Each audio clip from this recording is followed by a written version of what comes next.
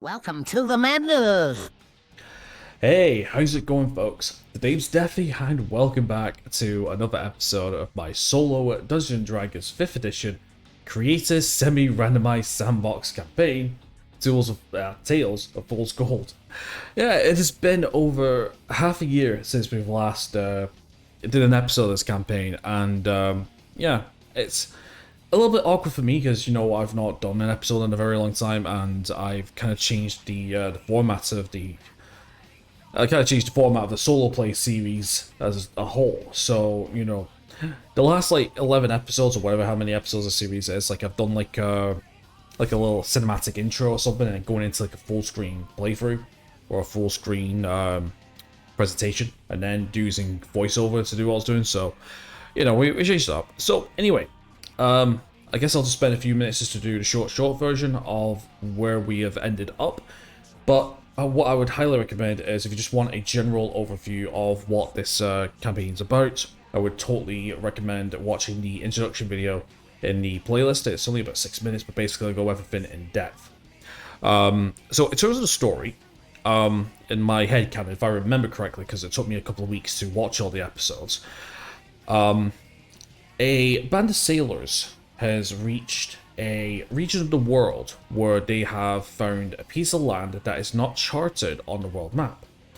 Now, once they gone back to civilization, they have spread tales, rumors, stories, and explorers and party members and mercenaries for all the world have come to this region and tried to make a fortune.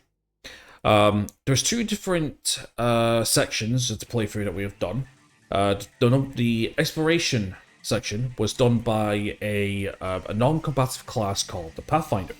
And the Pathfinder's sole job is to go into the region and to mark any points of interest, mark various different terrains and different biomes, and then to exit the map and then sell their version of the map, and then basically they're just going to keep coming back on and off and eventually build the world map. There's two Pathfinders which we've done up to now. One called, I can't remember the names actually. Yeah, there we go. So Galdrin Rowan, our, Amethyst Gem Dragon-born Pathfinder, and the other one is Patsy Pam Maya Trampler. She's a hag Pathfinder. So, going back to just looking at the image. Basically, Galdrin, he explored the northeastern side of the region, basically next to an indent of water, like a nice riverbed or something. That's a nice entrance points from boats coming in from the north. Basically, he found that the surrounding terrain was coastal, and he also found what seemed to be a dolphin monster lair. Now, Batsy Pam, she's started on the other side of the region, and she's uncovered quite a bit of terrain as well as free hunting grounds. And then from there, when it comes to Galdrin's side, basically he sold his map to the local government where he's from.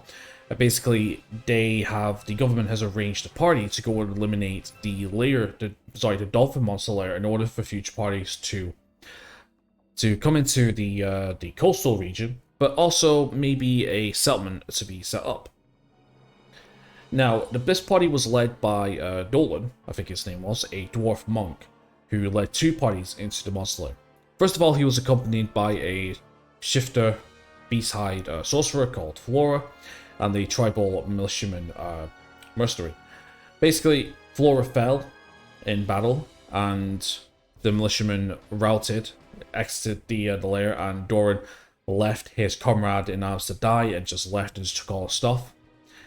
Reported back to the government and said, couldn't do this, so the government gave him one last chance, to which he went back in, this time with a high-level barbarian called Zelros, and a mastiff, but unfortunately the dolphins and the high walls was too much for him, and all three of them vanquished.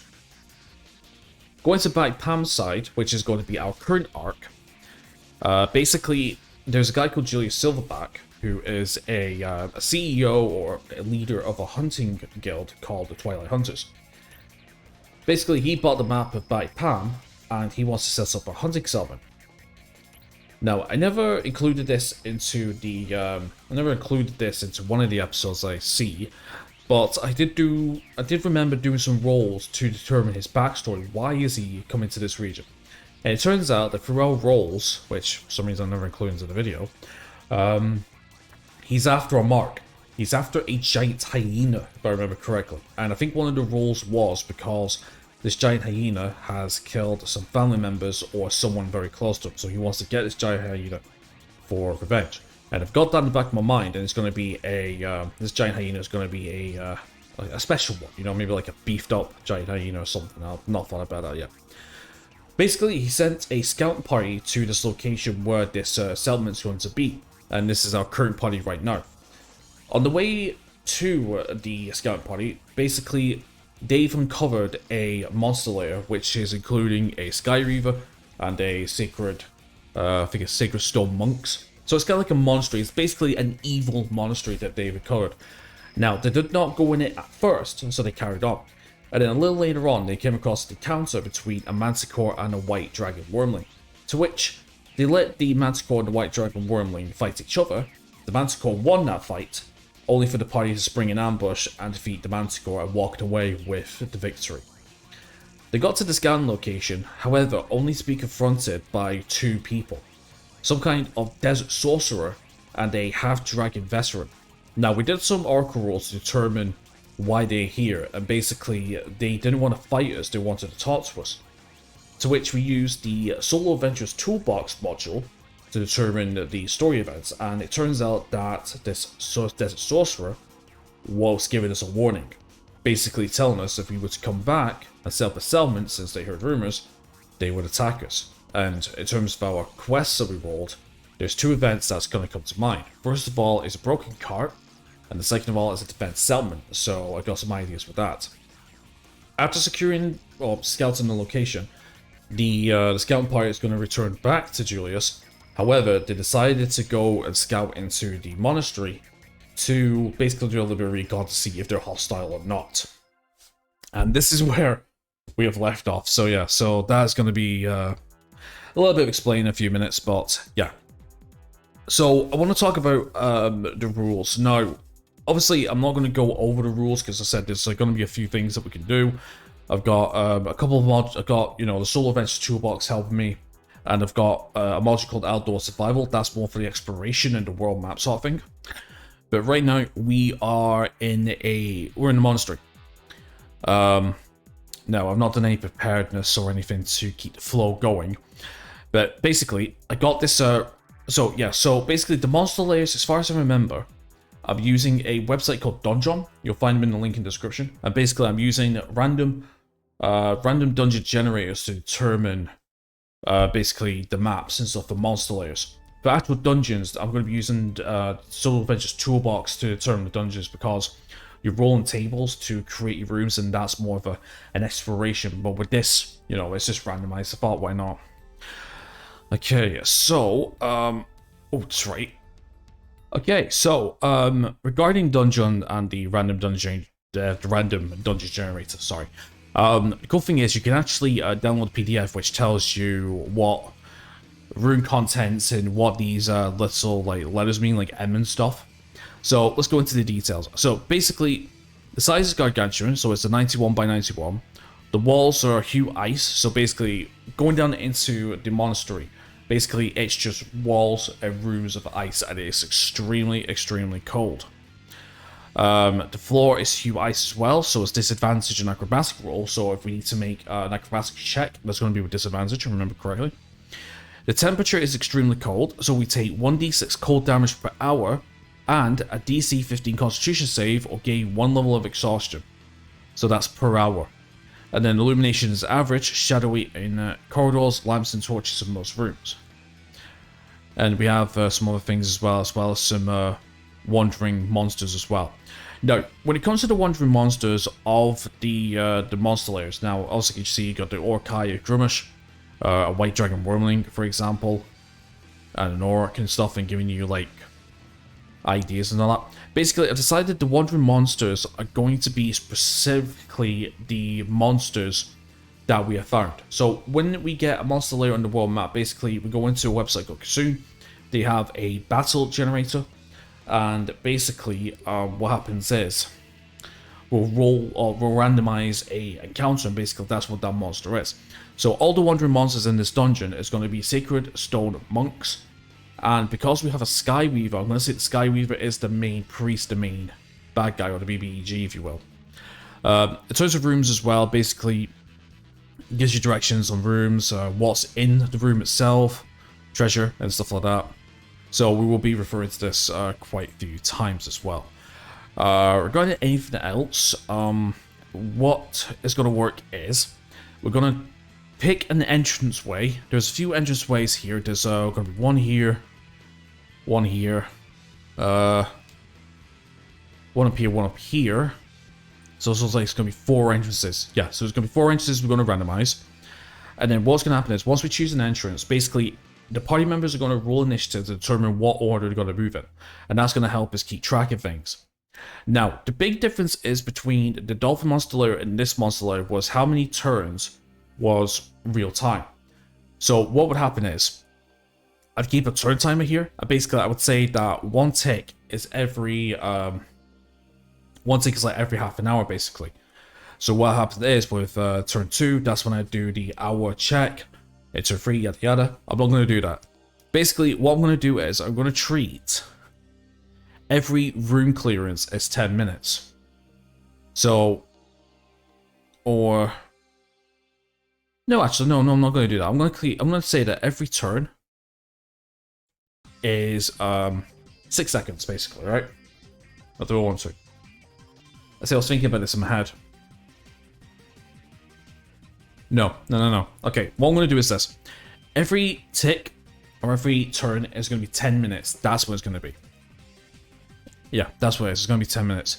Because I'm just trying to think of a way that I can balance things between the room conditions, or dungeon conditions, and like how much time we spend here. So I've got some ideas. Also as well, I've got the play rules of engagement that I've got from my other series, The Curse of the Blood Ring. Basically, it just helps me to basically make each character feel a little bit more alive to a degree. I might not go for this anymore, but I'll keep it there if we need to. So, just as a reminder of our party, we have Binya, a level 3 Hunter Ranger. That's her there. Let me have a look. Yep. That's her there. We also have Halipis, I think it is. I believe, yep, a half-elf expert psychic. So I'm using the Tasha psychic classes. So expert is kind of like on level with a rogue, if you will. I just noticed something. I just noticed something. Oh no, that's right. I went skill versatility, didn't I, with her? That's right. We also have Aurelia Quickeye, a dwarf or halfling warrior psychic. She's got a great club and a heavy crossbow, as other things as well. We have 2 man-at-arms. We have the Berserker, which is a CR... I don't remember, what is it, CR? Does it say CR? Oh, CR2, there we go. CR2 is equivalent to a level 5.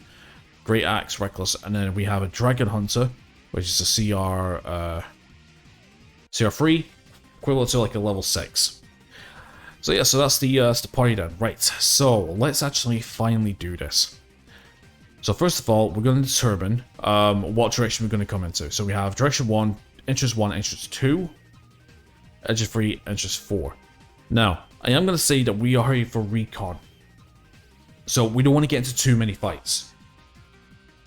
So I'm going to say that they're going to try and stealth their way through if they can. Or if they can get some fights, then engage the strengths and then we can leave.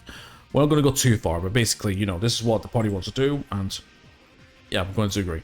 Right, so what we're going to do is we're going to determine what entrance they're going to come in first. So let's go with a D4. So 1, 2, 3, 4, 2. Okay, so we're going to come into entrance 2, which is going to be right here. So this is entrance 2. Okay, right, so now that we have this, what we're going to determine is now we're going to determine the initiative rolls. So we're going to see in terms of what order this party is going to go in. So what we want to do is we want to get the text box. Where is it? There we go. We got a text box going on. Let's make it gold. So just keep in line with whatever.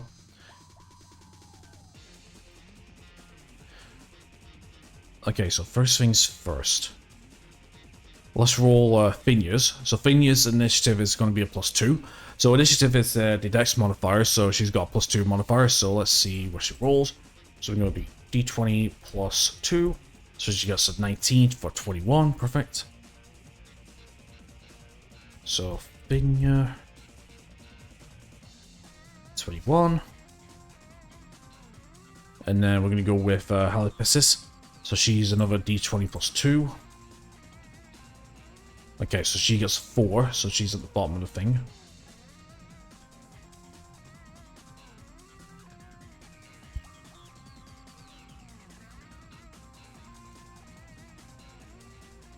Okay, we'll do Ariola next, so she's a +3.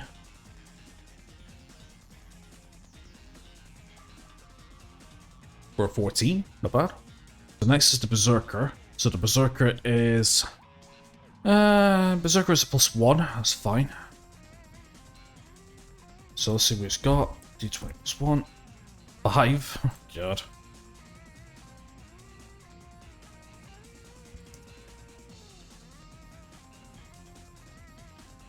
And then finally, it is the Dragon Hunter coming in at a +1 as well. Yeah, +1. Okay. Dragon Hunter.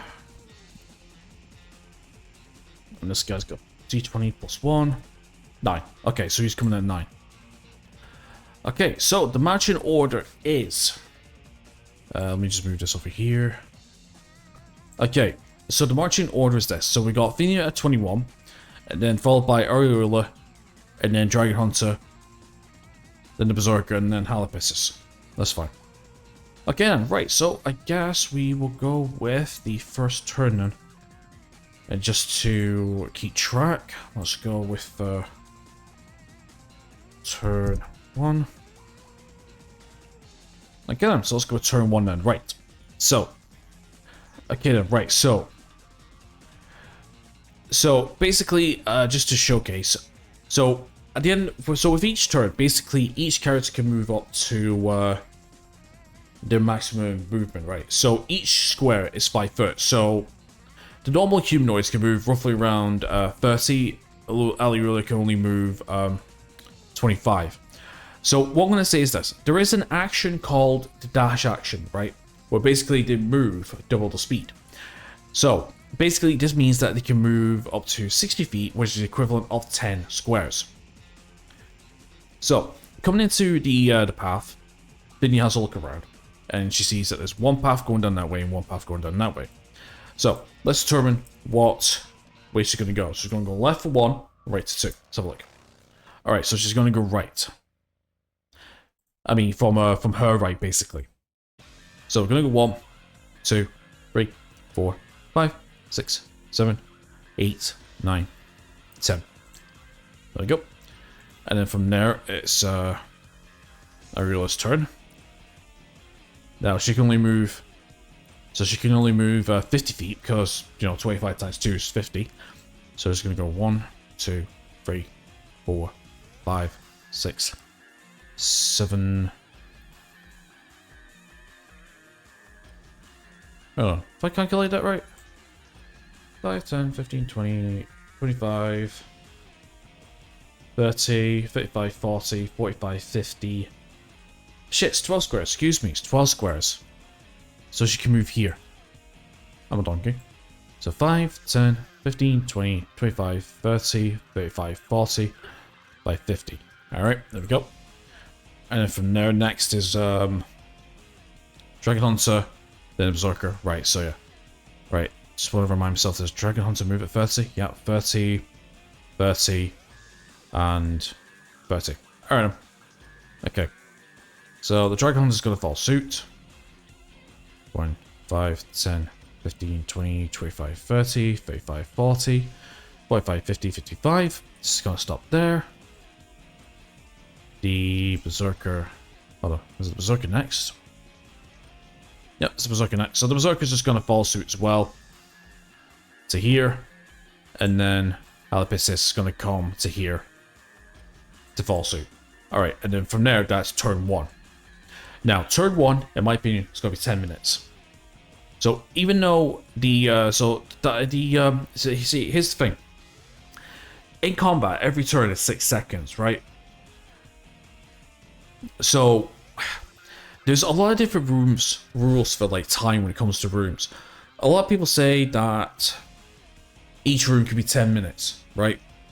And the corridors is like a minute or something, right? Do we want to do it that way?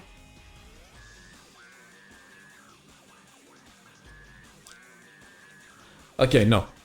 That's not a fault. No, I'm not, because I'm just trying to remember. What I did. No, I remember now.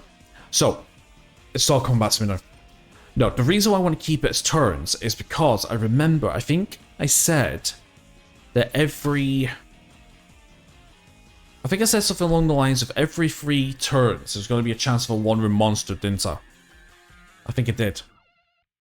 Yeah. Every 3 turns there's going to be a chance of a 1-room monster. That's what I'm going to do. I'm sorry, it's been a while since I've done this. Okay then, so delete this. And now we're on to turn 2. So, same thing as before. So we go 5, 10, 15, 20, 25. She turns right, there's the other entrance. And then we go back down the way. 25, 30, 35, 40, 45, 50, 55, 60. And then from there, it's Ariel's turn. Oh, shit. Move that back a little bit. Then we're going to go 5, 10, 15, 20, 25, 30, 35, 40, 45, 50. Trying to catch up. There's a Dragon's Knight turn. 5, 10, 15, 20, 25, 30, 35, 40, 45, 50, 55, 60. 5, 10, 15, 20, 25, 30, 35, 40, 45, 50, 55, 60. And then 5, 10, 15, 20, 25, 30, 35, 40, 45, 50, 55, 60. Okay, and that's turn 2.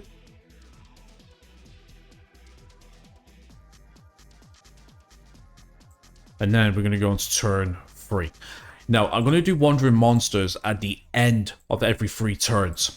That's what I'm going to do. So, turn 4 could start with a wandering monster, for example. Okay.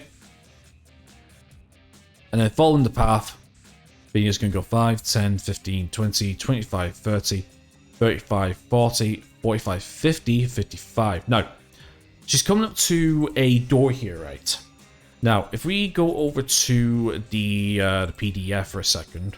Right, okay, so there, folks. As we pulled away, it's actually the next day that I'm recording this. Okay, so, as I mentioned, we're going to move Finia up to the corner here, and we're going to have to look at the PDF. Now, I'm doing something a little bit different here as well. I'm actually got a display capture instead of going back to OBS and opening up certain windows, so everything's being recorded in real time. Okay, so this doorway right here is actually an archway. So Finia comes up to the side. So Finia comes up to the side and she peeks her head around. So we're going to go back to the PDF, and what we'll do is we're going to go to room 15, which is down here. So let's have a look. Room 15. Make it a little bit more centralized. Room 15. Alright, so going to room 15, we have 3 entranceways, which is all archways, so it's all an open wall. But we also have an orc eye, a grummish, and an orc. But basically, these are going to be replaced with the main monster, or the main humanoid, or whatever, that this monster light belongs to. In this case, it's going to be the Sacred Stone Monk. So the Sacred Stone Monks are going to be, which I'm going to call the henchmen of this monastery, and the Skyweaver is going to be the main priest. Now, I'm not too sure when the main priest is going to come to effect, but I think, in my opinion, the map has a pentagram-shaped room right in the center. I believe that's where I'm going to put the main boss, the Skyweaver, I think, which should be pretty cool. So, that's why when we're doing the monster layers, so that's why we go, when we find a monster layer, that's why we go to Kassoon and do the encounter character generator to determine who it is going to belong to. So in this case, it's going to be 2 stone scale monks. However, look at the treasure. 2,500 CP, copper pieces, 1,100 silver, 80 gold, 3 diamonds, bloodstone, carnelian, clandonian, citrine quartz, star rose quartz, spell scroll of warding bond, lantern of revealing, and an oil of slipperiness. I think we found the treasure room. Okay, so going back to Paint 3D, we know that there's 2 stone scale monks here. I'm just going to throw them in the room quickly. But here's the problem. We need to determine if they're on... I'm going to say that this is the treasure room and they are the guards, right? So the question is, are they on proper guard, as in they're actively looking out for people, or are they on more of a lax guard? Now, the reason why I say this is because if we go over to the stat block of the stone scale monk. Oh, I don't have the Skyweaver. Yeah, that's because we forgot to save it in the last episode. Saved the image, so you know, got it in there. Forgot to save it. Okay, so Sacred Stone Monk, as you can see, has passive perception of 14. Okay, so going to the passive perception of the Sacred Stone Monk, as you can see, we have a passive perception of 14. So this means that basically any sneaking character that when they roll a stealth roll, if it's underneath their passive perception, they are automatically detected. Now, Tremor Sense is something special that they can feel vibrations in the floor up to 10 feet. That's more in use of when they are blinded and they can't rely on vision. So it's a secondary sense, if you will. But we are not 10 feet in. So what we're going to do is this. Sophinia's going to come up to the archway. She peeks her head round as she sees that the 2 guards are there. Now, okay, so we're going to roll, what we're going to do is we're going to roll a stealth check to Phinia to see if they can beat the passive perception. Now, there is a couple of questions we want to ask that will determine our stealth check result. First of all, is the guards on a laxed state? Are they like in an alert phase? That's what we're asking. Are they on the lookout for potential intruders? Or no? Okay, so I'm gonna say the 2 guards here are, you know, gonna be primarily, you know, maybe doing a little bit of sparring with each other. Maybe one of them's asleep. Maybe they're talking or such, but still. We need to roll a stealth check for Phinia to beat this passive perception of 14. If she doesn't, she gets caught. But if she doesn't, she gets caught. If she does, then basically she could maybe run a little bit of intel, should we say. We'll roll her stealth check now, so Phinia's stealth check is a, let's see, what is it? Sit here. +4. Alright, so she's got +4. Interesting. Okay, this might be pretty good then. Alright, so let's go D20 +4. Gotta be at 14. She doesn't. Oh no, she does not. She does not beat a 14. Holy spit. So what does this mean? I'll tell you what this means. This means that the 2 guards, lax in their guard, probably talk with each other, hears a somewhat of like a scuffle or a noise or a bang at the top. They turn their attention and they see Phinia poking her head round, realize she's not stealthy enough, and we go into combat. That's what it's going to be. But we're not at the end of the turn just yet, because we still have to move the rest of the party members. Still got to move Halipisses, Ariola, Berserker, and the Dragon Hunter. So next is Ariola. So she's still going to take the dash action as per normal movement. So 5, 10, 15, 20, 25, 30, 35, 40, 45, 50. And then it's the Berserker or the Dragon Knight? Dragon Knight, okay. Sorry, Dragon Hunter. And then we're going 5, 10, 15, 20, 25, 30, 35, 40, 45, 50. And then he's going to go 55, 60 and stand in front of the door. Realizing what's happening, he's going to take to the front. And the Berserker's going to do the same. Going 5, 10, 15, 20, 25, 30, 35, 40, 45, 50, 55. And then Halipiss is going to catch up. 5, 10, 15, 20, 25, 30, 35, 40, 45, 50, 55, 60. Okay, and with that, we go into... And with that, we go into turn... yeah, I can write this down. It's not too bad. No, text. There you go. And then with that, we're going to turn... Yep, turn 4. Okay. Now, because it's the beginning of turn 4, I did mention at the end of every 3 turns, we're going to do a Wandering Monster check. Now, the Wandering Monster, of course, is going to be the Sacred Stone Monk, because that's what I said. All the monsters in this random dungeon generator are going to be replaced with Sacred Stone Monks.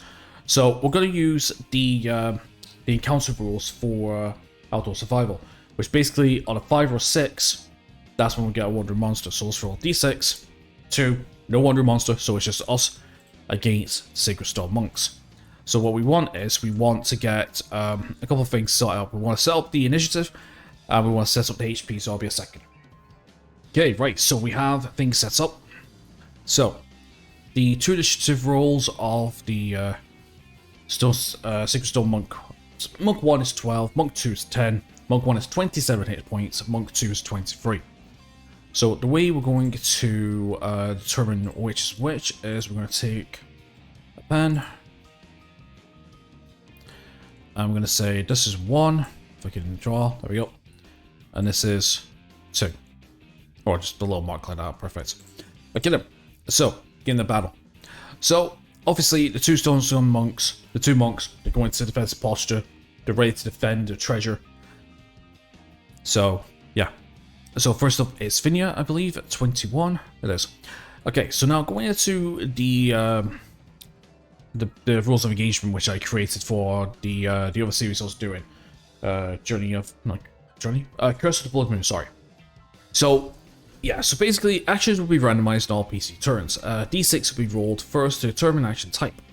1 to 2 is offensive. Any action that requires attack roll. 3 to 4 is tactical. Any action that involves either debuff or some kind of control. 5 to 6 is support. Any action that involves buffs or healing. If any action is classed as a bonus action, main action will be an attack type action involving a roll. All movement must be used unless engaged. Disengage is play specific. All actions will be randomized through allocated dice rolls, as well as enemy party member targeting. Buffs will be party randomized. Healing will be on the lowest HP. Spells or weapons that have been selected will be equipped or unequipped. For free, daggers, spell focus, for example. Okay, so let's see what Finia is going to do first. So let's see what course of action is going to take. 1. Okay, so she's going to attack. Now, between her attacking, she has 3 different options. She has the short swords. I believe she has 2 short swords. Yeah, so she can go in for an action and a bonus action. Or she can use a longbow attack, or she can use her magic stone ability. Okay, so let's see what she's going to do. So we're going to do a D3, determine which of the 3 attacks she's going to do. Okay, she's going to do a magic stone attack. So I need to bring up magic stone, which I will do in the editing.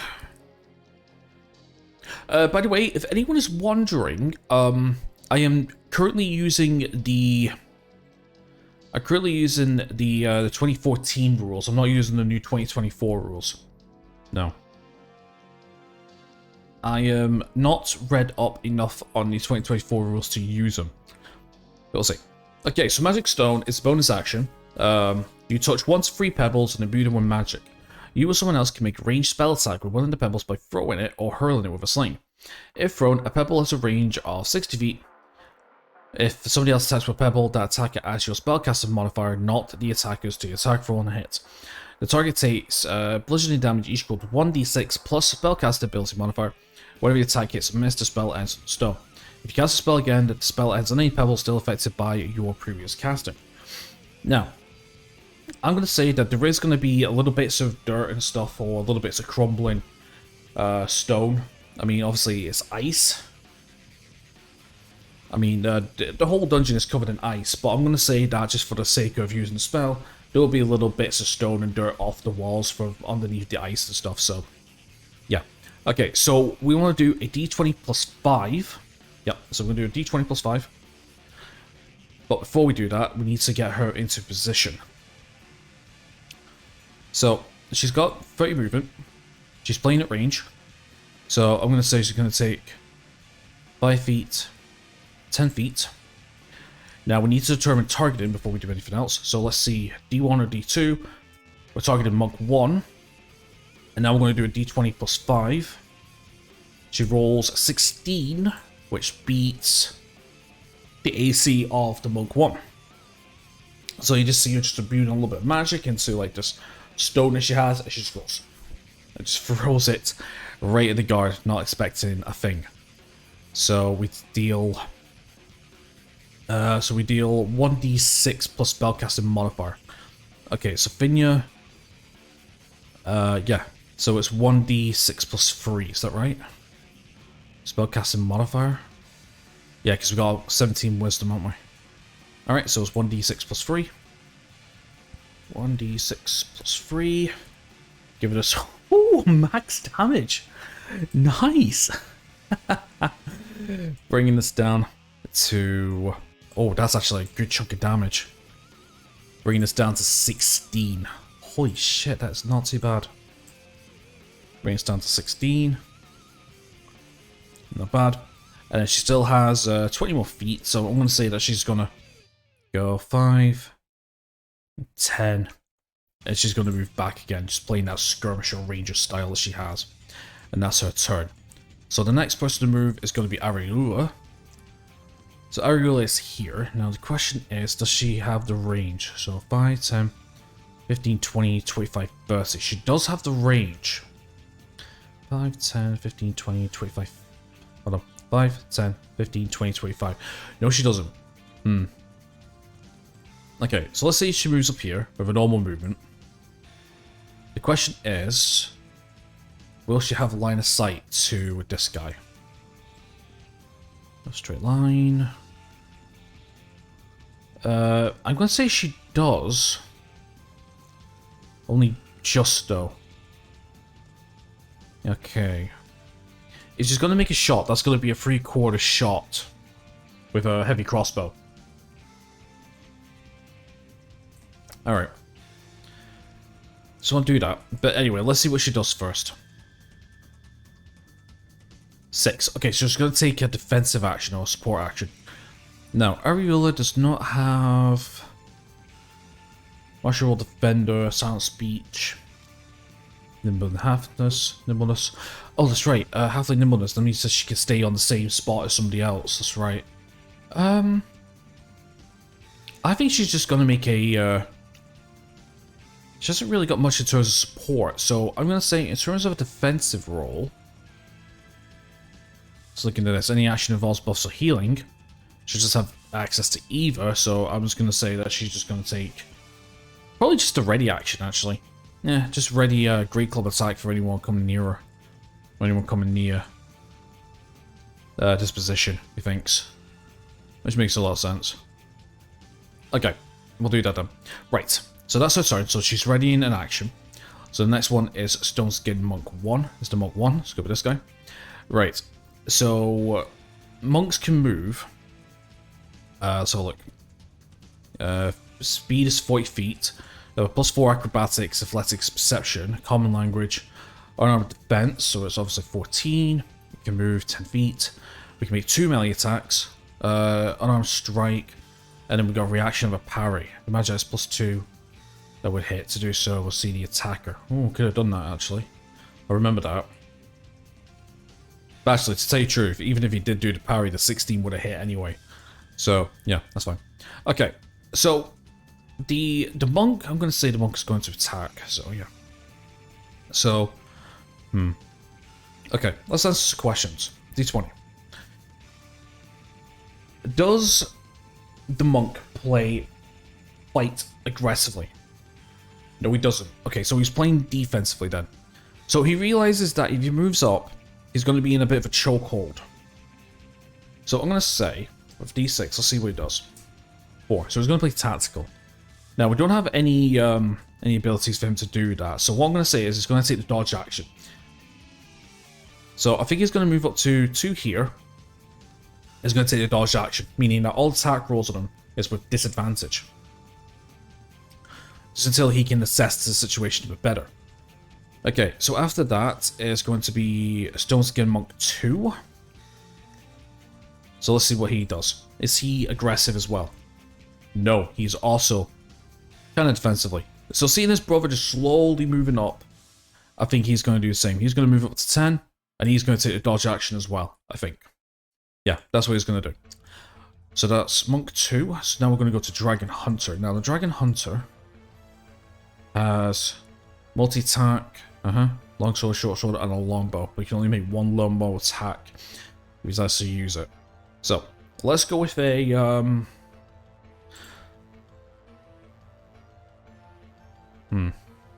Okay, yeah. Do you know what? Let's go with the D20 again. Is Dragon Hunter aggressive? 18. He is. Okay, so seeing his 2 targets, the Dragon Hunter is going to draw both his long sword and his short sword to deal as much damage as possibly can, and he's going to move forward. Now, the question is 5, 10, 15. Okay, yeah, so he's going to move up front. Right, so who's he going to target? He's targeting Stone Skin Monk 1. Okay, now, because he has access to multi-attack, which is 2 long sword attacks and a short sword attack, making it 3 attacks, does he target only one person with 3 attacks? 13, he does. Okay, so he's going to target the short, so he's going to target the Monk 1 with all 3 attacks. Problem is, however, he is dodging, so obviously martial artist, he can read movements. He sees the Dragon Knight coming forward, a Dragon Hunter coming forward with both swords, and, you know, using his martial training, he's going to rely on his dodges. So we want to do 2d20s with a +5 each, and it's the lowest we're going to take. So 11 up to now. That's unlucky. That would have been a lot of damage, but fortunately, the first one misses at 11. Yeah, no, fucking crit 20. That would have done a lot of damage. Okay, so this is the second long sword attack. That hits. 2 23s, yep, that one hits. Perfect. So, we want to do a 1d8 +3.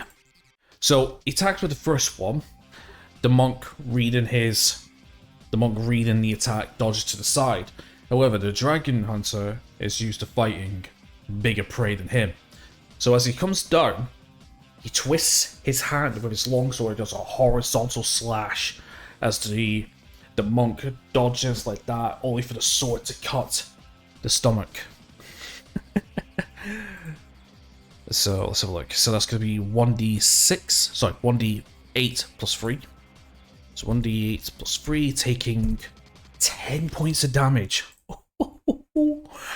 Jesus Christ, taking 10 points of damage, bringing him down to 6 hit points. Yep. Bringing him down to 6 hit points. Jesus. And then he has his other attack, which is going to be the short sword attack. Because it says here it can be 2 long swords and have a short sword drawn, and you can also make a short sword attack, which is going to be 2. So, again, we're still dodging. So we still need to do 2 d20s +3. Oh, no, sorry, 2 d20 +5 because it's +5 to hit. So it's the lowest of the 2. Okay, that would be a hit. Yep, 14. That's still a hit. Nice. So yeah, so getting him with the first one, he comes with the second one. He does 1d6 +3. 4 points of damage. Oh my god, he is left with 2. Left with 2 points of damage. Holy crap. And that's the Dragon Knight's turn. Dragon Hunter's turn. Okay, so next one is going to be the Berserker.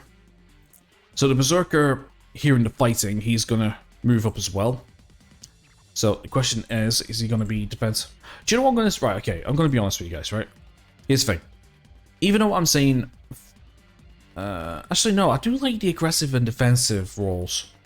You know, to keep it a little realistic to a degree. So yeah, I'm going to keep it. Is the Berserker aggressive?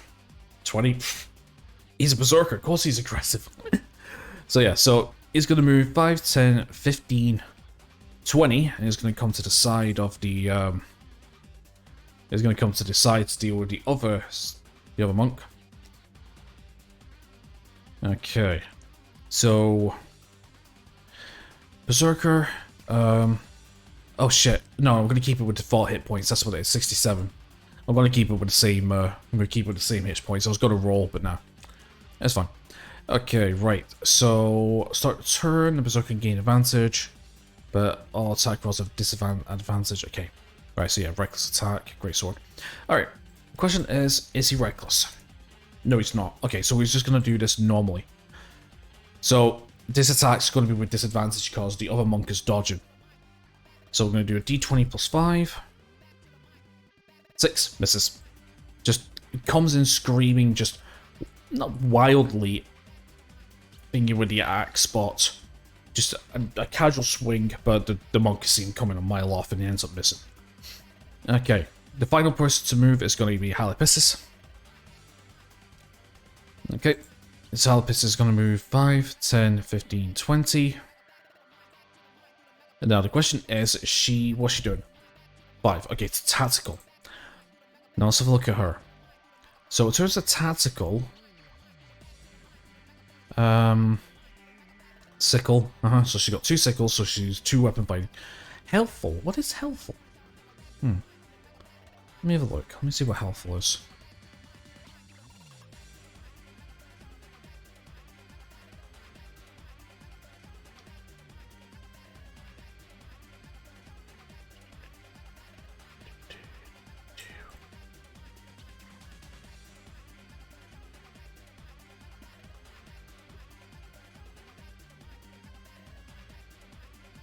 Okay, so helpful is the help action as a bonus action.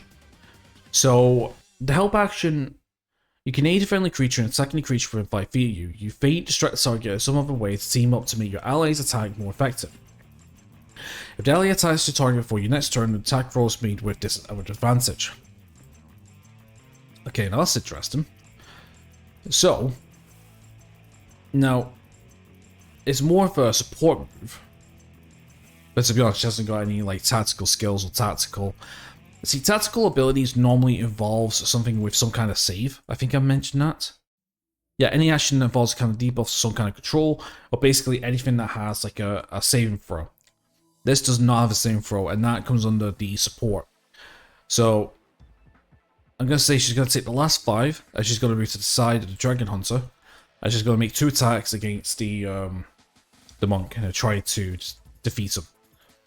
So for her, we want 2d20 gives a disadvantage, remember? So we're going to do 2d20. Yeah, 2d20 plus 3, but we take the lowest. So we want d20 plus 3.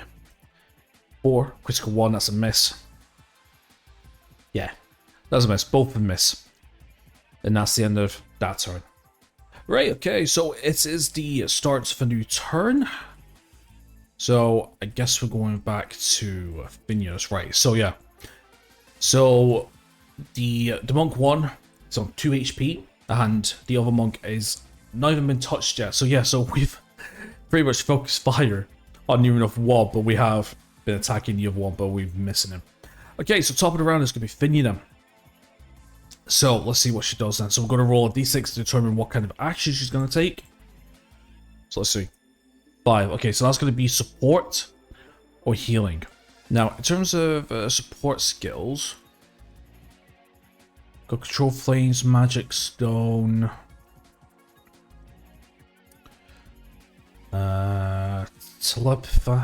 telepathic,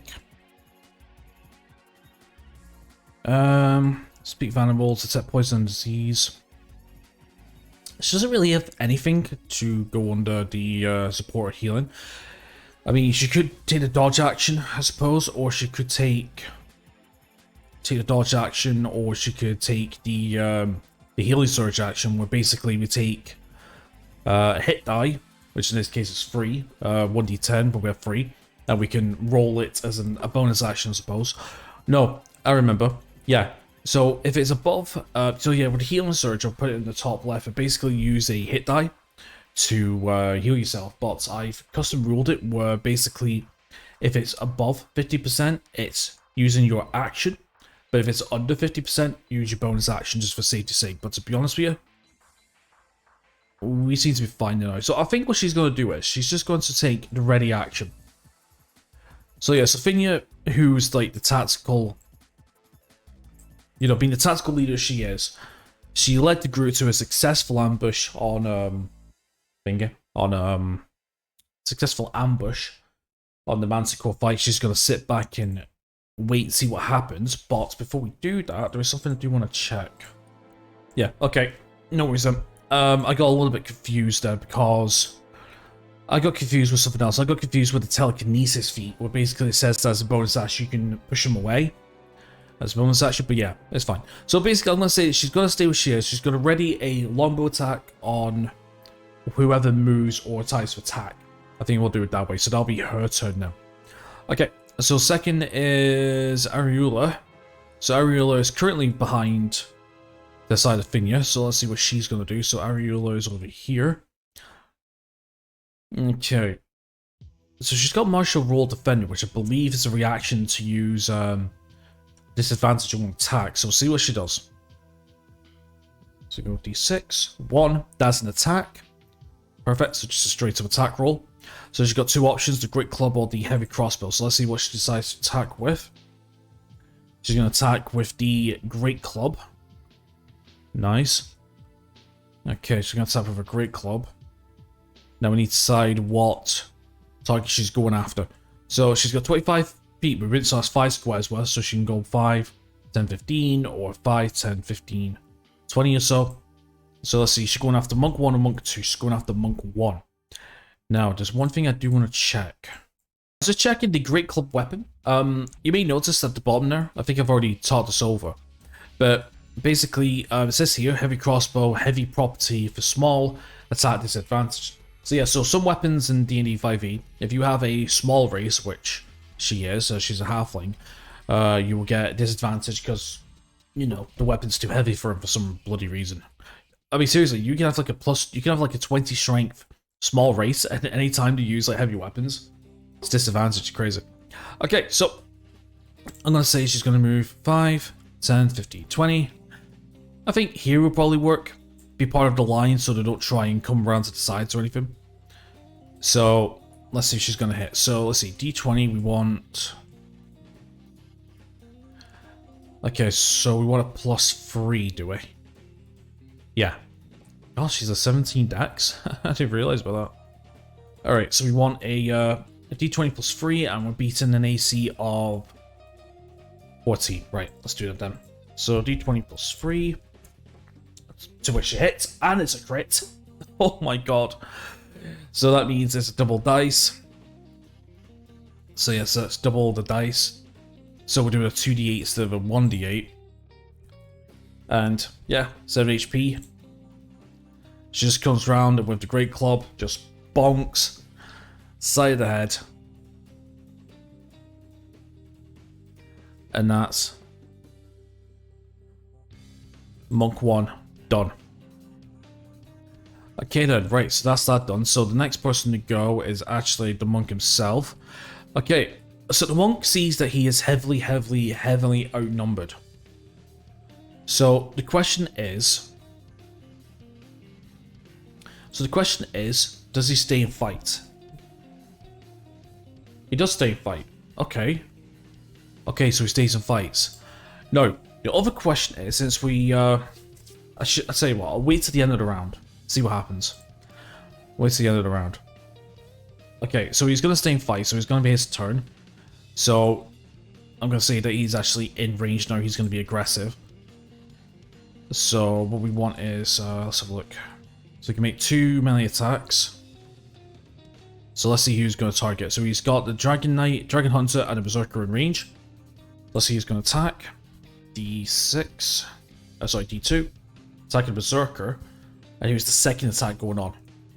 Okay, so we're gonna do one to Dragon Hunter, one to the Dragon Hunter, and one to the Berserker. So let's see. So we'll start with the Berserker first. The Berserker's AC is 13, and the Dragon Hunter's 13 as well. Okay. So we want to do a D20 plus 4. Okay, so D20 plus 4. 17 is a hit. Now that's a 1d6 plus 2 if I'm not mistaken. Just having a quick look. Yep, 1d6 plus 2. So the Berserker takes 6 points of bludgeoning damage. So he's gone from 67. Let's have a look. 6 points of health. Okay, so 67 minus 6 is... So 67 minus 6, 61. So he's currently on 61 HP. Wow. Okay, now he's going to attack the Dragon Hunter, so we're going to do another D20 plus 4. That's a miss. That's a crit miss, actually. Okay, so Sacred Stone Monk managed to get one attack onto Berserker, and now we're to our allies' turn again. So after the Monk, we have the Dragon Hunter himself. Dragon Hunter still has its longsword and its short sword equipped, so he can make 3 attacks, if I'm not mistaken. Yep, 2 longsword and a short sword drawn can make 3. Then we have to be an AC of 14, so we want to do a D20 plus 5. Which hits. Okay, so it's 1d8 plus 3 slashing. That's max damage at 11. Brilliant. So that's going to bring him down to... So that's going to bring him down to 12? Yep, 23 from 12. Let's do another D20 plus 5 for the second attack. That is a hit. 1d8, 1d8 plus 3. 4 points of damage. Bring it down to 8. Yeah, these guards ain't nothing. We must have got here in a very, very, very...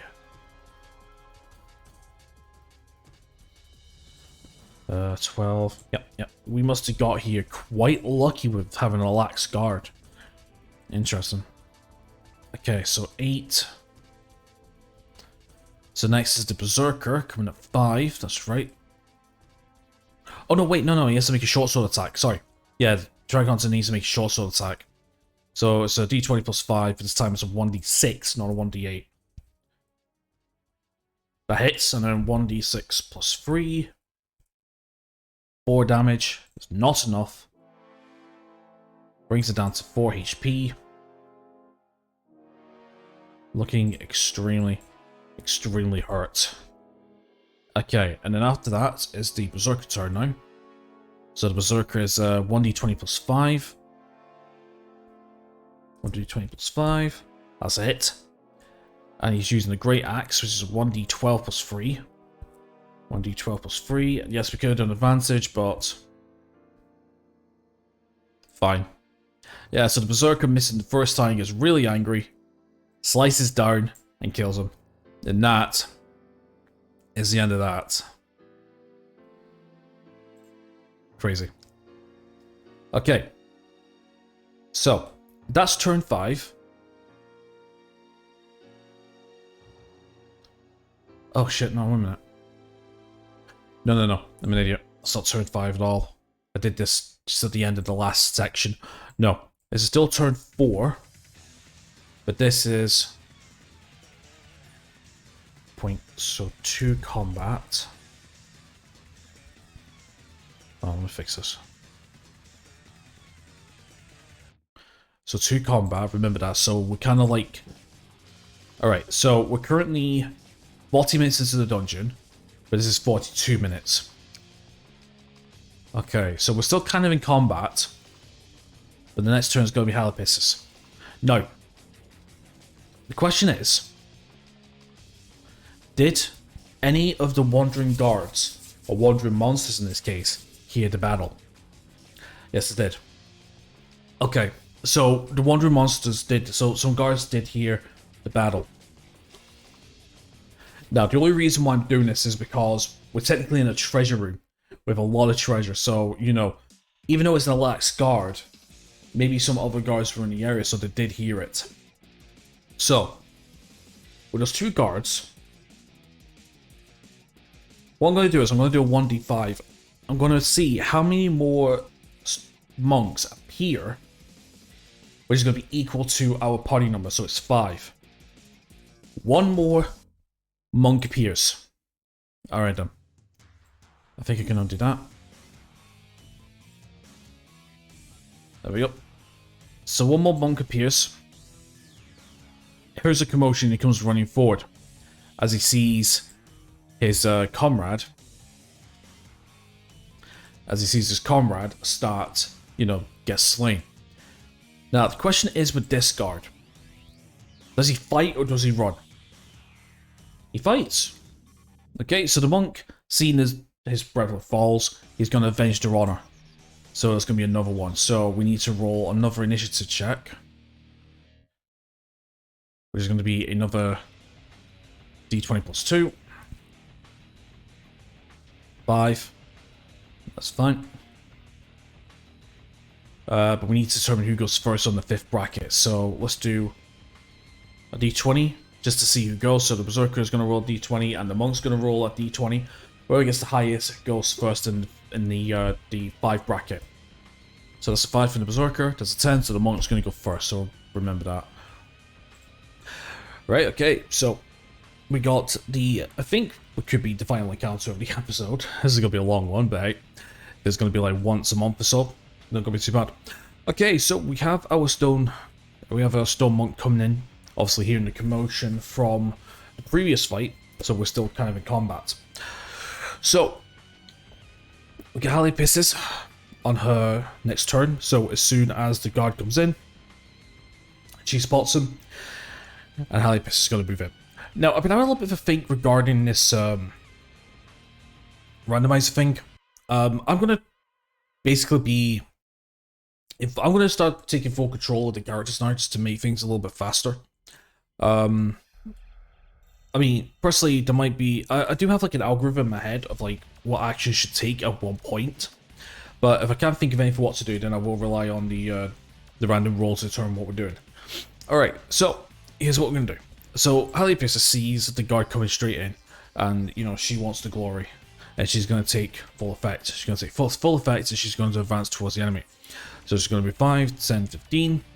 And then what she's going to do, she's going to take 2 attacks with her 2 sickles. So she's going to take 2 attacks with her sickles. So coming in at a +3 for attack roll. The monk's AC is 14. So let's see what we can do. So first attack, 12. That's a miss. Second attack, that's a miss as well. However though, this isn't the end of the attacks, because Finia here has been readying a longbow attack. So Finia, being like the tactical leader of the squad, she led her squad to a tactical victory over the Manticore and the White Dragon Wormling, excuse me. So she decides to see what happens. She was ready the longbow attack. So now I think she's going to use a reaction to use it. So I think we need to have a look at something here first. You see, from her current position. Okay. She doesn't really have a clear line of sight, does she? She doesn't. Is that full cover? I mean, she's still in a 5 square. She could just lean over and just... Yeah, okay. Do you know what I'm going to say? I'm going to say this shot is going to be made with 3/4 cover. So what that means is, when it comes to line of sight and cover, soft cover is normally depicts half, like soft or half cover depicts like half the body being a target, which is normally a +2 to AC of like the receivers, the person that's being attacked. They would get a +2 AC and a +2 to their dexterity saving throw. However, with 3/4 cover, which basically at this point is just literally just the arm and shoulder being shown and maybe a bit at the side of the body, that's going to be a +5. So his AC is 19. So Finia's going to take a longbow shot, which is going to be a +20 plus 4. She has to be a 9. She has to be a 19, which is quite a big order actually. So make sure I got it right. Yep, 2d20 plus 4. And she hits. And she hit. Holy shit, bang on the money. Nice. So that's 1d8 plus 2. 1d8 plus 2, dealing 3 damage. That's to be expected. So, you know, she finds the angle, she shoots. Yeah, she finds the angle, she shoots. And she manages to take the arrow right into the upper portion of the shoulder, dealing 3 damage, coming up to 22 HP for the monk. Not bad. Okay, and with that, we're going to go back to the top of the round again. It's going to be Finya. So I'm going to say that we kind of have the superior. We kind of do have like the superior unnumberedness. So I'm going to say that she's probably going to take 5, 10, 15. No, do you know what I'm going to do? Yeah, we're going to do the rolls. I think it's just a little bit easier from my end and a little bit more entertaining that way. Instead of just saying, you know, this person attacks, that person attacks, you know what I mean? Alright, let's see what she does. Okay, she's going to take a support roll. So, support is normally healing or buffing, which she doesn't use. So yeah, so healing and support normally means like using spells that can help. I mean, detect poison, disease, not really. Detect thoughts could be something, maybe. Speak of animals. Nah, I'm just going to say she did this last time, but I'm just going to say she's just going to move up a little bit. She's going to ready another longbow attack, I think. That's probably best. And actually, should I count the arrows? How many arrows do I have? Good question. 20. I actually don't remember if she used any arrows in the last fight. Yeah, do you know what? I need to start making track now. Yeah, so let me do this. That's rations, I know that much. So we've got 19 arrows. Yeah, she's got 19 arrows. That says she's ready another longbow attack. Okay, so next up is Ariula. So Ariula's down here. So let's see what she's going to do. 2. Okay, she's going to go on the offensive. She's going to take a normal attack. Choose between a great club and her heavy crossbow. She's attacking with a heavy crossbow. Okay. Okay, so I'm going to say she's going to stay in place. She's going to stay in line with the back ones. Take a shot. However, the major problem is, as I mentioned earlier, is that she has she's a small race, so that means any weapons with the heavy property, in this case the heavy crossbow, is going to be made with disadvantage. So we're going to take a d20 plus 5, which ain't too bad actually. D20 plus 5. Actually, how is it D20 plus 5? Efficiency bonus plus 2, plus 3 with dex. It's not bad actually. And then, yeah, D20 plus 5. This needs to be a 14, but we need to take the lowest of the 2. Okay, that's a miss. That's a miss as well. Well, I mean, it's a miss altogether because we took the lowest, which is 12, which is a miss unfortunately. So yeah, so she fires the crossbow. She just barely figures it up. Not aiming properly, and it just goes way over. Alright then, so that's that then. Okay, so after Ariula, it's going to be the Dragon Hunter. So the Dragon Hunter still has... his multi-attack. He still has his long sword and his short sword, so I'm going to say he's going to move forward. I think for like the Man-at-Arms and the Man-at-Arms and the Mercenaries... Militia, that's what I call them. Militia and the Man-at-Arms. I'm just going to say that I'll just follow their stat block, so in this case... You know, if the militia for the Dragon Hunter is literally just multi-attack, that's it. I mean, he does have his longbow, so what we could do is we could see what he wants to attack with.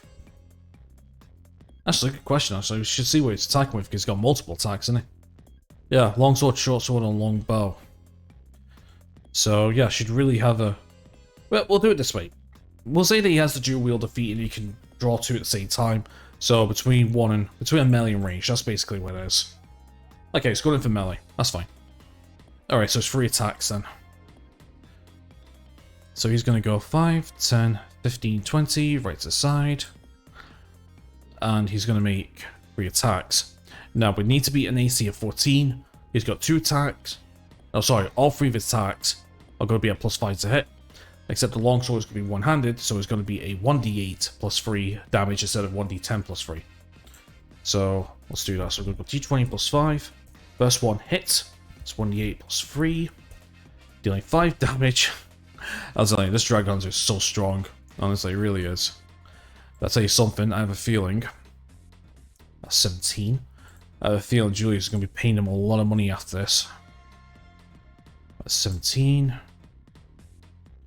Second attack, we're going to do another d20 plus 5.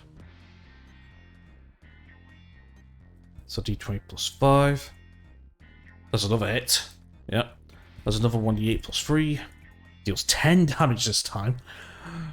Wow.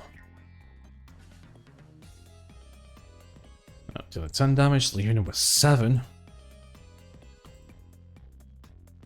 Then finally, the short sword attack, which is another d20 plus 5. That's a hit as well, and that's a 1d6 plus 3. 7 points. Done. God, sliced and diced in the power of the man-at-arms, eh? Definitely. But I think using these guys is going to come with a bit of a cost, I think. Okay, so now that the monk is done, now we're back to the Berserker's turn. Before that, we need to determine, is there any more guards on the way? Okay, that's a reroll. No. So there's no more guards on the way. So for now, the corridors are quiet and we have some breathing room. Right. So I'm going to say that the party now. So I think for the rest of the turn, I think the party have cleared the way. They're going to have a look around, just stay ready for another couple of seconds. And then I think they certainly realize that they're in a treasure room, right?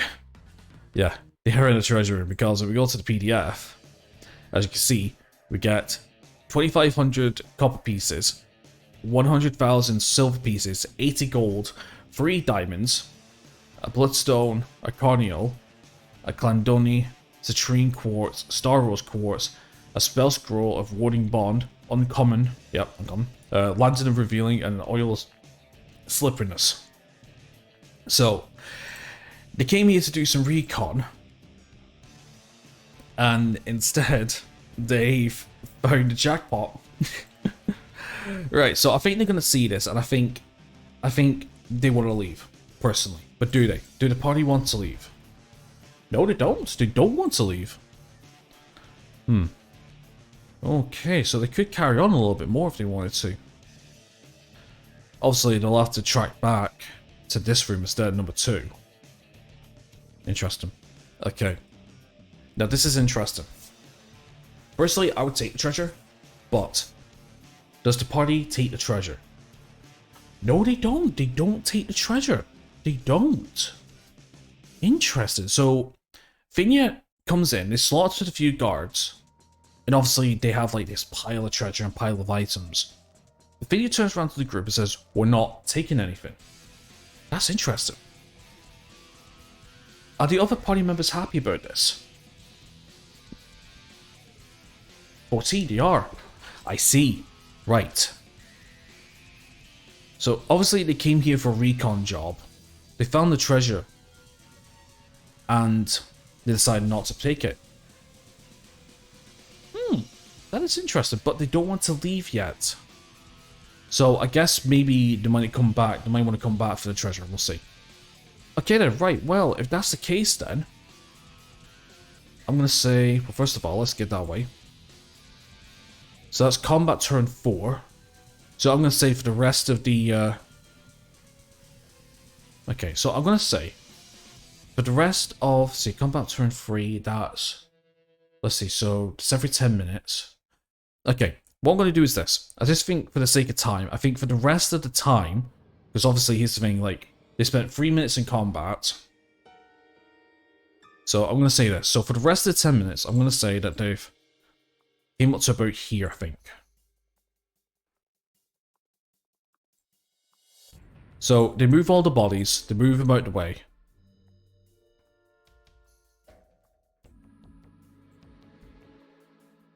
Just trying to get some right here. And, oh, shit.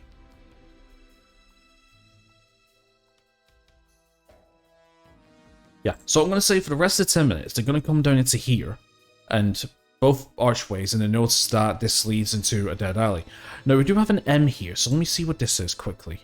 What this M is. So, if we scroll up to M, because we also get corridor features here as well. Okay, so the M is a scythe blade. Oh, it's a scythe blade trap. Ooh, okay. +8 for 2d10 slashing. Okay.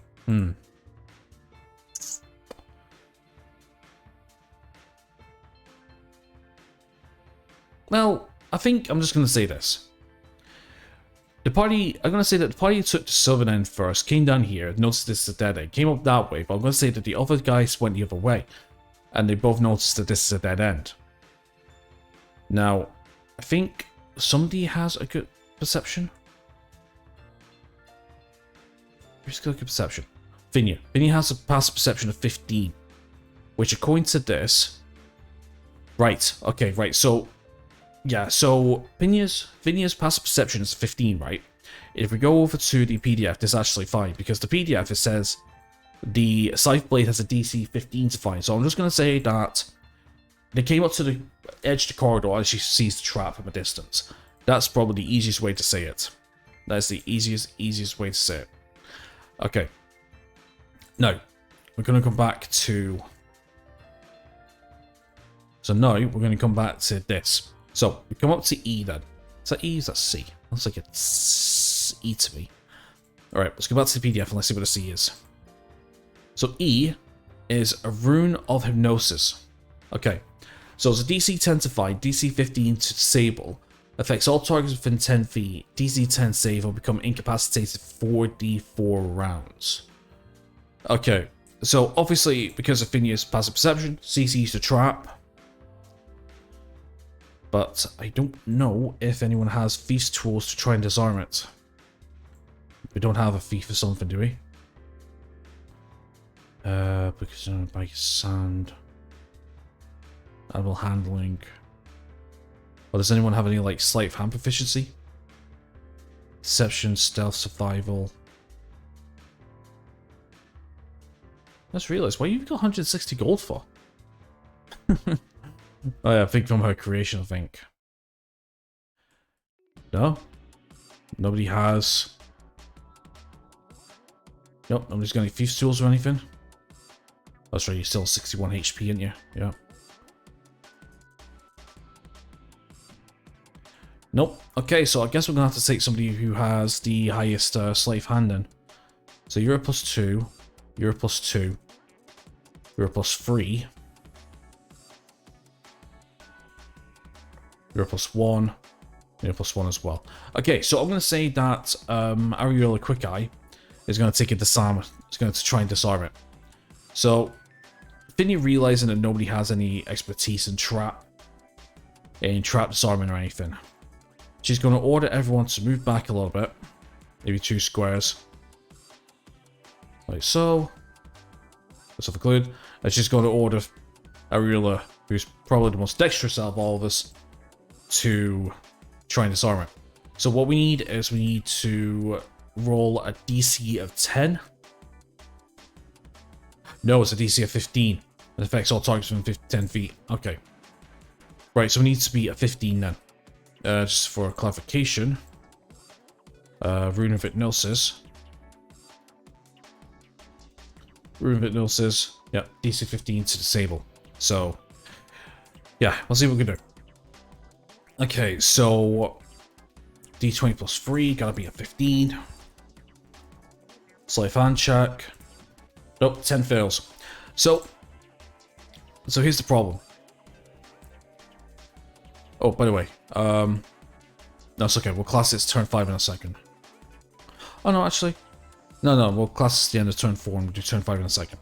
So unfortunately, she fails to disable it, accidentally putting pressure onto it, and a green or whatever colored hue starts to emanate from the room as a sigil starts to light up, and she just falls incapacitated just like that. So Vinya starts to panic, seeing the gas starting to come out, orders everyone to hold position to wait till it disperses, and Vinya is incapacitated for, let's see, it says for 1d4 rounds. So we'll go 1d4 turns. Just for one round. So yeah, so she just comes unconscious for 1 round. And that's it. And that's the end of turn 4. So we're going to go to turn 5 now. Like so. We go to turn 5. So seeing Vinia collapse to the floor, Vinia goes over to check on her to see if she's alright, but because it's just a light, because it's just for one round, I'm going to say that she's kind of like half asleep, like drowsy or anything. And I think she's going to prep her up against a wall. Order whoever comes last to check just to keep an eye on her. Let's see, she's moved 5, 10, and she's going to move the rest of the feet. So 5, 10, 15, 20, 25. Now, we're coming up to another archway now. So, there's no connecting archway.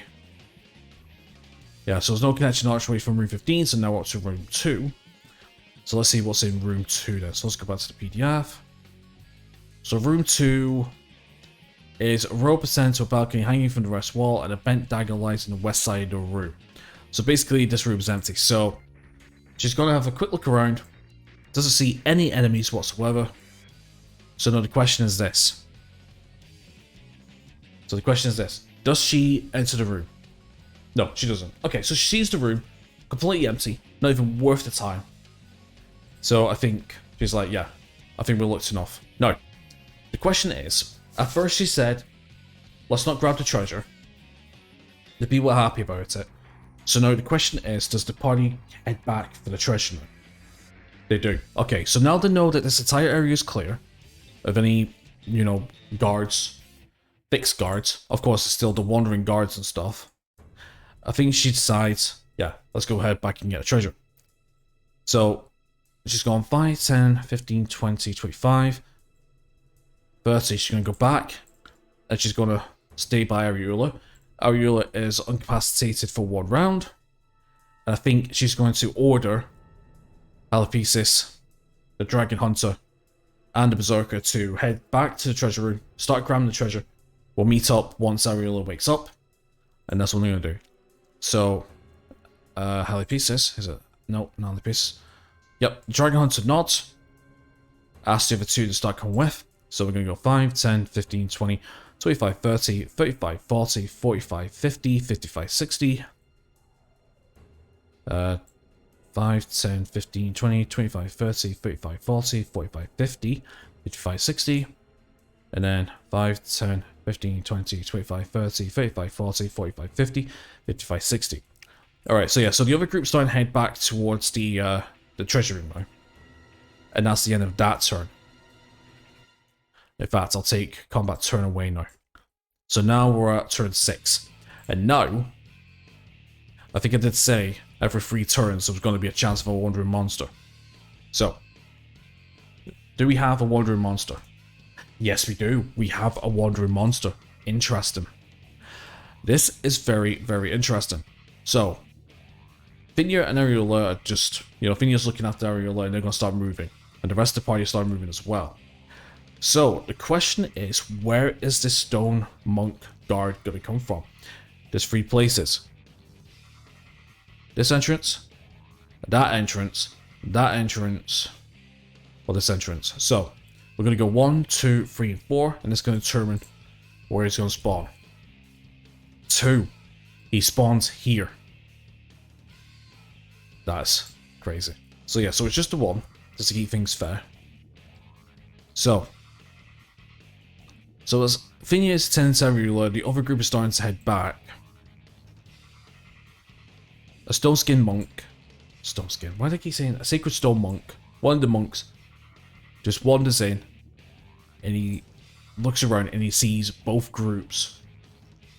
And it starts going into a bit of a panic and he starts looking around and starts acting very menacingly and panicky and recklessly.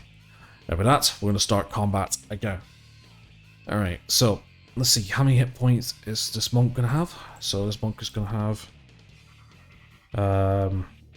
48 plus 4, 48 plus 4, 27 hit points. Okay, that's fine. Alright, sorry about that, folks. I have a very, very bad habit of leaving the PDF open and not changing between P3D and the PDF. Honestly, it's really, really a bad habit of mine. So basically, yeah, you will hear the audio. I mean, I'll put up like screenshots and stuff of yeah, I'll put up screenshots so you can see, like, you know, what's happening and stuff. But basically, yeah, so basically Vinia sent the group over here to go collect treasure. We have a wandering monster for Stone Skin Monk. And what we're just about to do is we're going to roll his HP, which is 27, and now we're going to roll his initiative. So it's D20 plus 2, 4. Is it plus 2? Yeah. Okay, it's plus 2.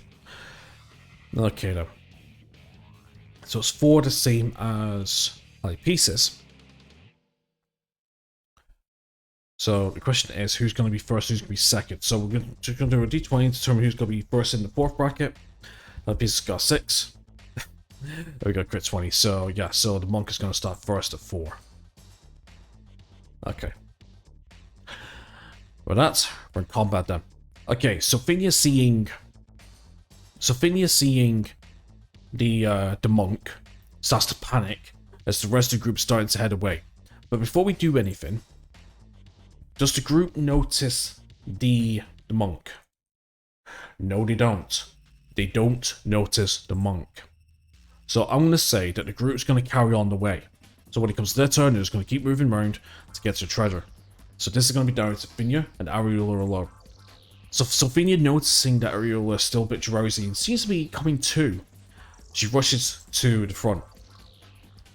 So her attacks is 2 short swords, a longbow, or a magic stone attack. So let's have a look. Well, let's see what she does. 2. Okay, so she's taking attack action. 1 is the 2 short swords, 2 is the longbow, 3 is the magic stone attack. Alright, so she's going to take a shot with a... Okay, she's going to take a shot with a longbow. Interesting. Okay, so that is... so let me double check things. Keep an eye on things. Alright, so that is a 14, okay, and her roll is a D20 plus 4. Okay, so she needs to be at 14. Let's have a look. D20 plus 4. 18. Complete hits.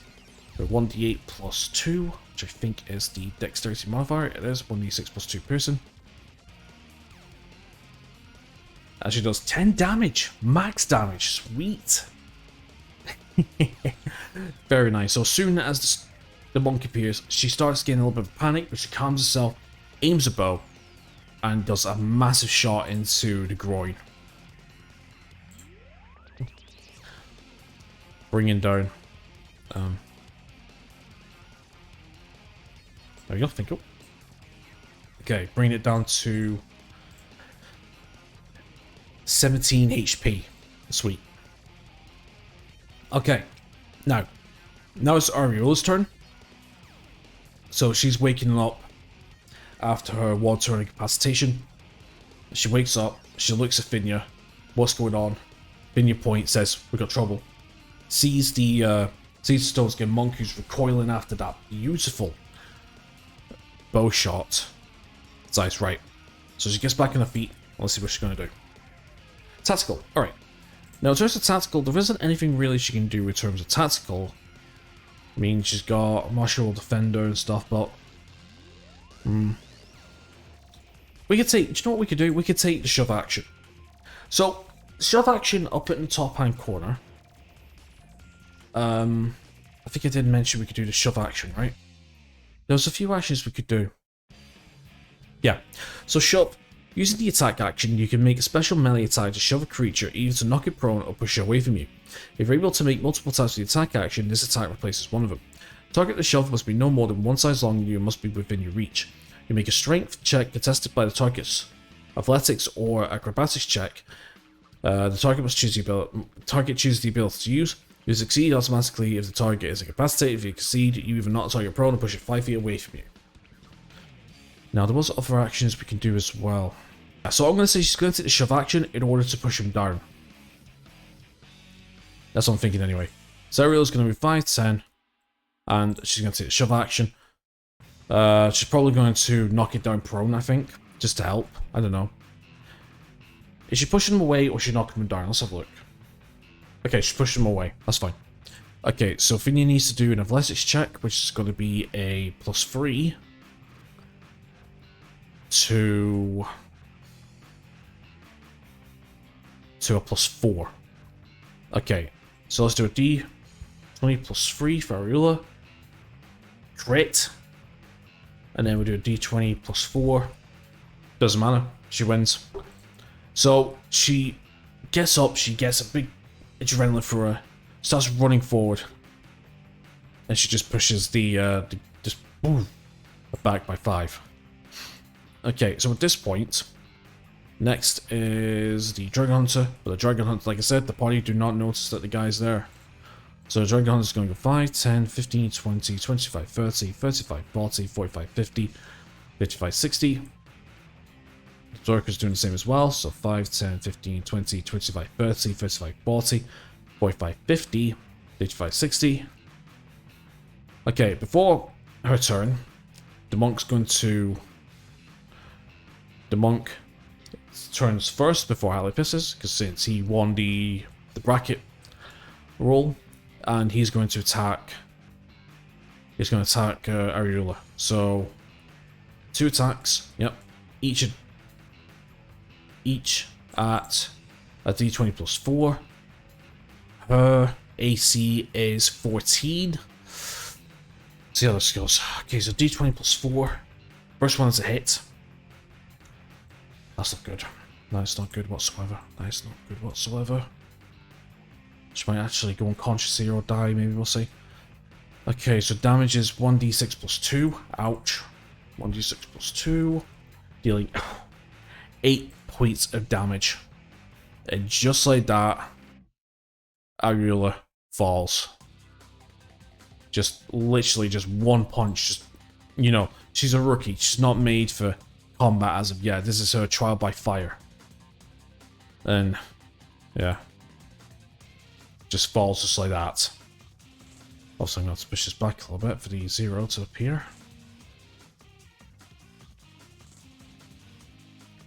There we go. Yep, a big fat 0. And then from there, because he has one more attack left, I'm going to say that he's going to step over. Let's see, so 5, 10, 5, 10, 15, 20. He's going to attack Finia next. So Finia's AC is 16. She's a little bit more bulkier and a little bit more experienced. So let's go d20 plus 4. 18 hits. Yeah, because we've got 16. 1d6 plus 2. 5 points of damage, bringing her down to... Bringing her down to 18 HP if I'm not mistaken. Yeah. Bringing her down to 18 HP. That's fucking nuts. Completely one-shot Ariula and does a bit of damage to Finia. Alright. So that's that turn. And then from there, Alipesis is going to go 5, 10, 15, 20, 25, 30, 35, 40, 45, 50, 55, 60. Keep up with the group. Alright, so, and that is the end of that turn, so that's going to be turn combat number 2. I've got to put turn combat 1, so it's going to be combat 2. Then we're back to the top of the round. So, Finia, seeing Ariula being completely one-shotted and then getting gutted for the return against the bow attack. Yeah, there's nothing really much for her to do, really. Okay. Alright. Let's see what she does. Okay, she takes another attack roll then. Okay, now, she does have a spell she can use, Zephyr Strike, which is a bonus action. But I'm gonna say... let me have a look.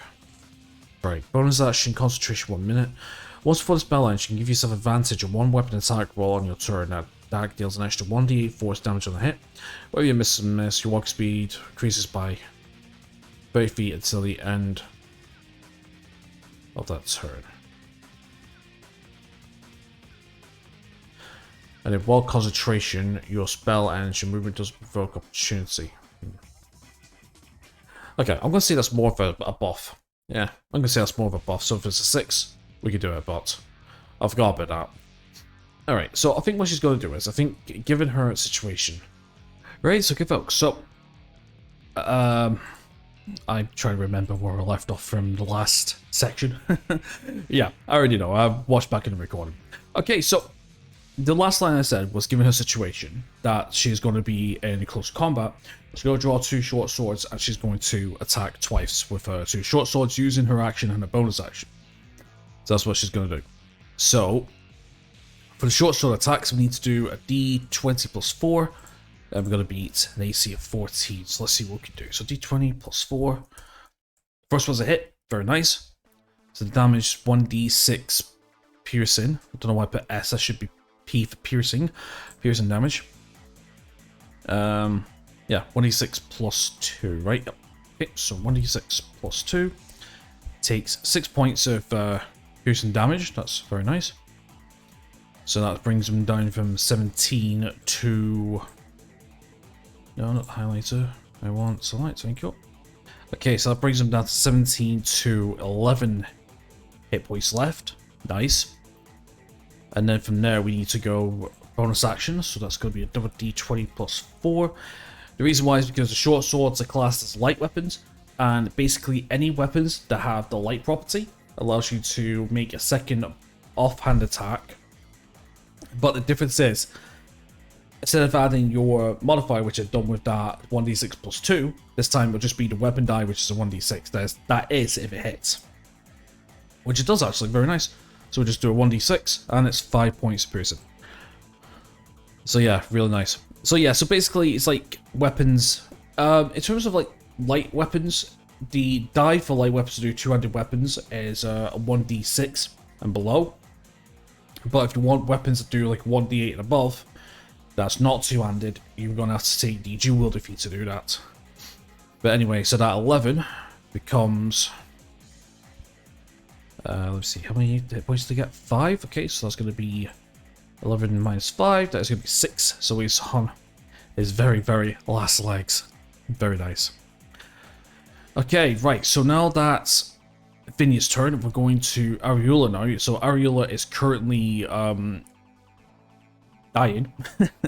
So we're going to have to make her first death save. So the way death saves work, just as a reminder, basically roll a d10, and I believe you add your constitution modifier.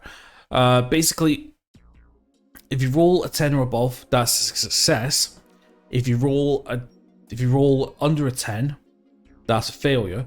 If you roll a 1, that's 2 crit failures. But if you roll a 20 natural, like a natural 20, that's you back on your feet at 1 HP. So let's go with 1d10 plus... No, 1d10, not 1 plus 0. No, it's not even a 1d10, it's 1d20. What am I playing at?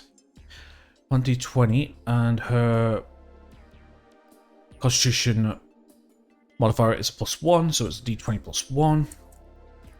8 fails. So she gains a little... So let's see what we're going to do. We're going to add a little shape here. Like so. Make 3D. So that's 1 failure. Okay, so after that, it's Dragon Hunter's turn. Now, like I said with the Dragon Hunter, the party is still going on ahead towards the treasure. So, we're still going to go. So 5, 10, 15, 20, 25, 30, 35, 40, 45, 50, 55, 60. But hold on, 60, 55, 50, 45. Okay, so we're going to do 54 because we're going to do something. We're going to say this. Now the guys have come back to the treasure room, is it still unguarded? 12 says yes. 12, yes. So the room is still unguarded. There's still the dead guards, basically. So yeah, so 45, 50, 55, 60. So the Dragon Hunter goes in. He shouts, all clear. So the Berserker is going to follow suit since it's his turn. It is. So he's going to go 5, 10, 15, 20, 25, 30, 35, 40, 45, 50, 55, 60. Just go to here. Now it's the monk's turn again. So the monk's going to make 2 attacks against Vinya. Vinya's already got attacked once. She's already lost HP. So we're going to do a d20 plus 4. And I think Vinya has an AC of 16, I think. Well, that definitely misses regardless of what it is. Vinya's AC is 16. Yeah, okay. So the first one misses, and he's going to make a second attack. D20 plus 4, which is the hit. And this is a 1d6 plus 2, if I'm not mistaken. 1d6 plus 2, it is. Okay. Dealing 4 points of damage. Alright. That's not too bad. So yeah, so that brings it down from 18. I think I have to do it this way. Yep. Bring it down from 18 to 14 HP. Oh god. Bring it down to 18 to 14. Things are not going too well up here. And then finally, the last turn is Pally Pieces. So, we're going to go 5, 10, 15, 20, 25, 30, 35, 40, 45, 50, 55, 60. Right. So that's that. And then we're back to the beginning of the turn again. So this is now combat turn 3. Combat turn 3. And we're back to Finia again. So let's see what Finia's going to do. Let's go d6. 1. Alright. So because she's in close combat, I'm going to say that the longbow is no longer an option. Magic Stone's not an option either because both attacks are ranged attacks, and when you're within 5 feet of an enemy, when you are within 5 feet of an enemy, basically the attack rolls with disadvantage, so she's going to take 2 short sword attacks. So it needs to be an AC of 14. So it's a d20 plus 4 like last time. First one misses. Second one hits. 1d6. 1 damage. Wow. So that brings him down from 6. That brings him down from 6 HP. Joe, I was actually hoping for a max roll there. Bringing him down to 5. Just a slight stab at the knee, as he's still wounded. Alright, next up is Ariula, so we're going to need to do another death saving throw. So that's another d20 plus 1. 20. And it's a crit 20. So do you know what that means? Could not have came at a better time. This means that... delete that. This means that she appears, she stabilizes, and she has 1 HP. And I'm going to say that's her awakened, but she's still prone, if you know what I mean. So that's her turn. Okay, so after that, it's a Dragon Hunter. Now, I'm going to say that this party here have a lot of treasure they're going to pack up, right? So, you know, if we go back to the PDF, I think I can find the right one. I know which one it is when I come across it. Yep, okay, so here, for example. Yep, just want to make sure it's on the OBS. So yeah, so, you know, 2,500 copper pieces, 1,100 silver, 80 gold pieces, 3 diamond. All this, basically, I want to say it's going to take the group an entire turn to pick everything up. So regarding this team, it's going to take an entire turn for these 3 to pack everything up. Halipiece is going to deal with the items, these 2 are going to deal with the gems and the diamonds. Basically, they're all scattered around. It's going to take an entire turn to do it. I'm just going to say that. So with that, we're going to go to the monk's turn, because he's going to target Finia, I think. Yeah, he's going to target Finia. So we need to do a d20 plus 4, I believe, for the attack. Yep, d20 plus 4. Needs to be an AC of 16. Which it does. Oh wow. 1d6 plus 2. 6 points of damage. Oh, 6 points of bludgeoning.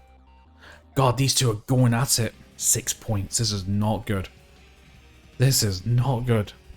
This is not good. Not good. Not good. Alright, so 16. So 14 minus 6 is 8. So she's down to 8 hit points. She's taking a right big blow. And then we're going to do another d20 plus 4. It's also a hit. 1d6 plus 2. 5 HP. Oh my god. Brings her down to 3. This exchange and hit is not going well for her whatsoever. That's crazy. Okay, with that, we go back to turn 4 then. both enemies, Vinia and the monk, are completely blooded. They're 1 or 2 attacks away from dying. Let's see who gets the win. So Vinia, what is she going to do? 1. Okay, so she's committed to this fight. She's going to go with the attack with 2 short swords again. So d20 plus 4. That's just a miss. Bonus action. That's a hit. 1d6. And it was just enough. Just enough. As the first one misses, the monk, taking so much damage, being in so much pain, his stance, his balance is so weary all over the place. Not to mention, Vinia's tired from being hurt and in pain as well. She misses with the first one, but she sees her opportunity and gets her off a short sword into the ribs of the monk. And the monk just collapses. And that's that. And the monk is gone. Perfect. Right. Now from here, we're still kind of in combat. Right, so next up is going to be Ariola. So Ariola just coming back up to her feet. See Vinia completely battered, black and blue, bruises, blood all over her, and blood all over her swords, just wearing all over the place. She says, "What's happening?" Basically, Vinia said, "Oh, the guys are going to get the treasure. This guy just appeared at the front entrance. We need to get out here now." So I'm going to say that Ariola, I think now's the time we're just going to leave. So yeah, so I'm going to say Ariola that's battered, she's going to take 5, 10, she's exited out. And then from here, yep, the other guys are going to move as well. So Drag Hunter, 5, 10, 15, 20, 25, 30, 35, 40, 45, 50, 55, 60. So I'll go 5, 10, 15, 20, 25, 30, 35, 50, 55, 60. Ally basis 5, 10, 15, 20, 25, 30, 35, 40, 45, 50, 55, 60. And then that's it for the combat turn. So we still have about... yeah, we still roughly have about 9 minutes until turn 7. So I'm going to say that... yeah, okay, I want to say that the team is going to get to about here within like the 10 minutes, right?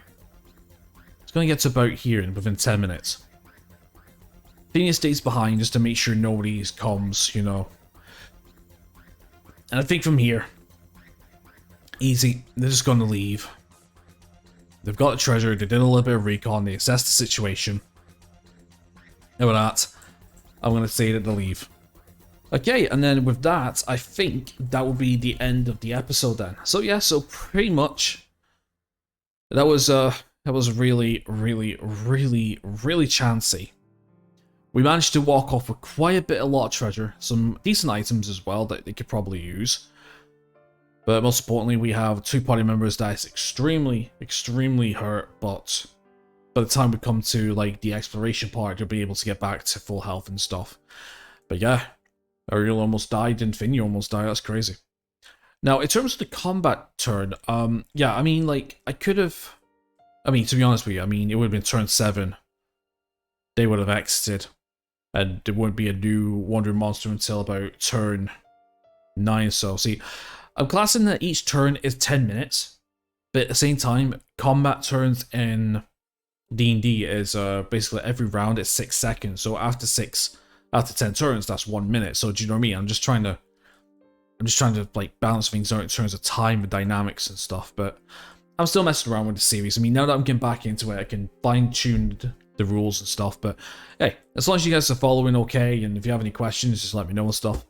But yeah, basically, a successful raid, treasure, recon. I don't know how this guy's gonna like this, because this Sky Reaver, even though I don't have the stat block, this guy's the main honcho, the main priest of this place, who's situated in Tomb 1. So I don't think he's gonna like the fact that a random group has raided his treasury. So that would be interesting to see what the repercussions there is. Will he join up with the Desert Sorcerer that gave this crew its warning? Maybe they might think it's just another group of bandits that successfully got in and got some treasure. Who knows? But right now, we got to get the team back to Julius. Tell him about the situation. I don't know about the treasure. I might find a way to... I might actually give all the treasure into like one big pot for the teams from Twilight Hunters. Or... I don't know what to do. We'll see. We'll see. I'll deal all that down the road. First things first, we're going to get people back into our main branch. Right, so anyway, my folks, that's going to be it for today's episode. Thank you very much for watching. Please leave a like and subscribe if you haven't already. Links down below. Check them out if you wish. Apart from that, enjoy the rest of your day. I'll see you next time. Take care.